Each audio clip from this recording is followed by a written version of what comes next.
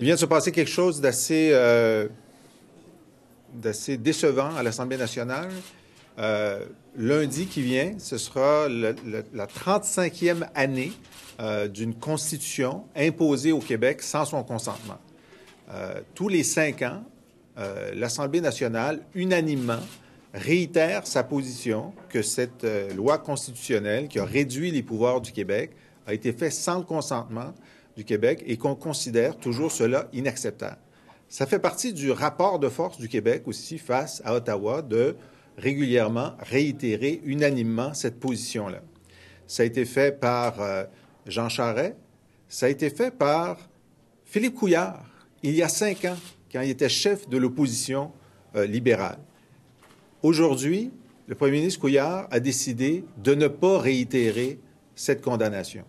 Le premier ministre Couillard a décidé que l'Assemblée nationale n'était plus unanime à dire que la loi de 82 avait réduit nos pouvoirs et qu'elle était inacceptable.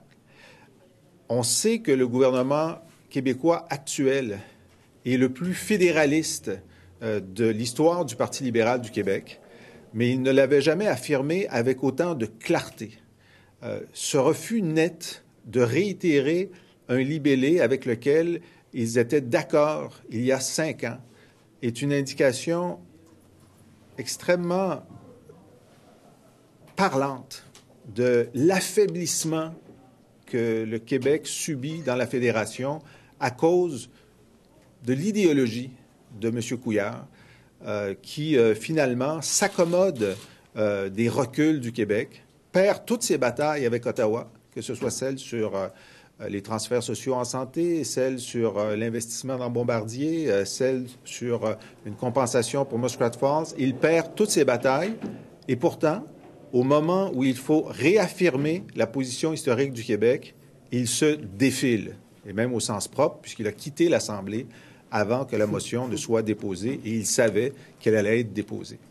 Alors, nous, au Parti québécois, nous avons toujours, dans ces moments, voulu respecter des libellés rassembleurs et c'est pourquoi nous avons voulu réitérer mot à mot ce qui avait été jugé acceptable par les chefs libéraux antérieurs.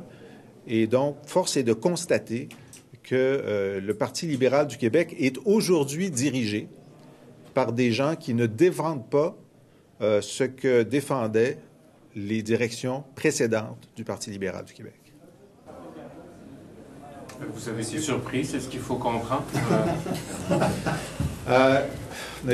On est évidemment, M. Couillard nous habitue à être déçus, nous habitue au recul, nous habitue à la mollesse, nous habitue à limer la force du Québec à l'intérieur de la Fédération. Mais chaque nouveau recul est une déception supplémentaire. Il a pourtant déjà dit qu'il voulait aller plus loin, qu'il voulait réparer la blessure de 82. C'est des mots qu'il a déjà employés.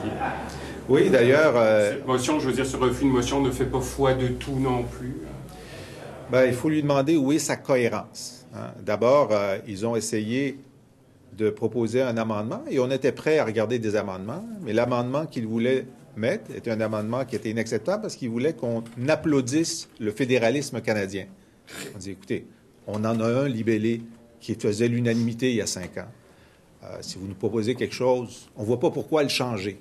Mais c'est clair que leur volonté de changer, c'était pour qu'il n'y ait pas d'entente. Donc, ils se sont organisés pour ne pas avoir à réitérer leur position. Mais effectivement, on peut aussi souligner le 4e anniversaire cette année de la déclaration de M.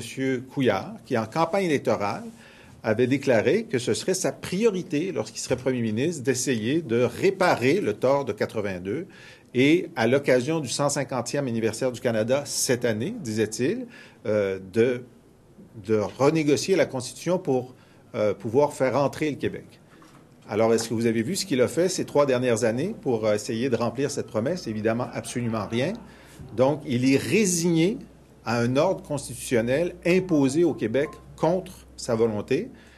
Et même cette semaine, on a vu sur le débat sur la clause dérogatoire comment la camisole de force de cette Constitution qui nous a été imposée limite notre capacité d'agir quand on a une très grave crise de confiance dans notre système de justice. Mais comment vous expliquez son changement de position? Justement, au début, il voulait régler ça. Maintenant, il ne fait plus rien. C'est une très bonne question à lui poser. Je pense qu'il a conclu, comme nous, que le Canada n'est pas réformable. Et donc, il a fait le deuil, comme beaucoup de fédéralistes, du rêve historique d'essayer de réformer le Canada. Mais ce deuil-là ne doit pas se traduire par des reculs de la place du Québec dans le Canada. Et le recul qu'il indique aujourd'hui, il est grave. Il est grave parce qu'on est en cours en ce moment sur la loi 99. On maintient constamment nos positions. Je vais donner un contre-exemple. Hier, le gouvernement québécois a célébré la doctrine Gérin-Lajoie. Cette doctrine n'a jamais été reconnue par aucun premier ministre canadien, aucun ministre des Affaires extérieures canadien. Et pourtant, on la réaffirme constamment parce que c'est une façon d'affirmer notre détermination à agir. C'était la même chose aujourd'hui. Il fallait réaffirmer ça pour dire il y a un problème structurel avec le Canada, vous n'avez pas notre consentement, vous ne l'avez toujours pas, et donc écoutez-nous quand on parle. Et là, ce qu'il a dit aujourd'hui, c'est arrêtez de nous écouter. Aujourd'hui, le dépôt d'un projet de loi à Ottawa pour légaliser la marijuana. Aujourd'hui, ici à Québec, un projet de loi pour interdire les chiens dangereux qui a été déposé. En quoi le refus du gouvernement libéral d'appuyer une motion pour souligner l'imposition unilatérale de la loi constitutionnelle 92 devrait intéresser les Québécois?